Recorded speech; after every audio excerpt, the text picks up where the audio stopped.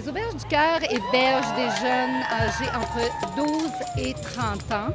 Bien sûr, pas tous dans la même maison. Donc, il y a des maisons qui sont uniquement au niveau des mineurs, donc 12-17. Des maisons qui sont au niveau majeur, soit 18-25 ou 18-30. Mais il y a aussi des maisons qui touchent les jeunes entre les deux, donc les 16-22 ans à peu près. On les héberge et là, tout dépendant, parce que c'est sûr que la situation au niveau des mineurs n'est pas nécessairement la même qu'au niveau des majeurs. Moi, mon auberge, c'est une auberge majeure, donc nous, on les accueille chez nous. Il faut qu'ils aient envie d'avoir un projet de vie et donc d'y travailler avec nous.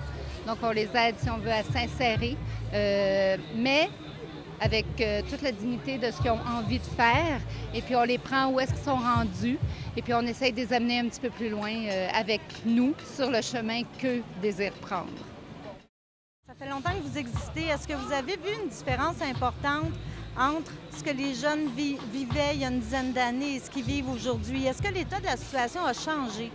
Absolument. Moi, ça fait 26 ans que je suis à la Maison Tangente et je peux vous dire que quand j'ai commencé là, on avait des petits rockers, qu'on appelle, des frocs de cuir, tout ça, donc qui avaient une grosse image.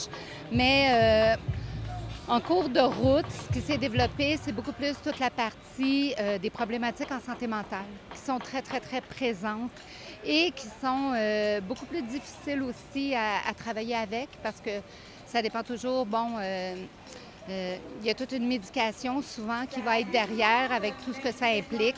Et puis aussi, la très basse estime de soi. Des jeunes qui ont été abandonnés, qui ont été négligés et qui donc partent de très loin, beaucoup plus loin que quand moi j'ai commencé il y a plusieurs années. Vous venez marcher ici ce soir. Quand on prend part à une marche comme ça et à une veille, c'est qu'on porte un message, on voudrait dire des choses aux gens. C'est quoi votre message? Bien, moi, personnellement, ça fait 25 ans que je suis ici. Le regroupement a parti la nuit des sans-abri. Pourquoi? Pour donner le message aux gens que la rue, c'est pas une option. La rue ne devrait pas être une option.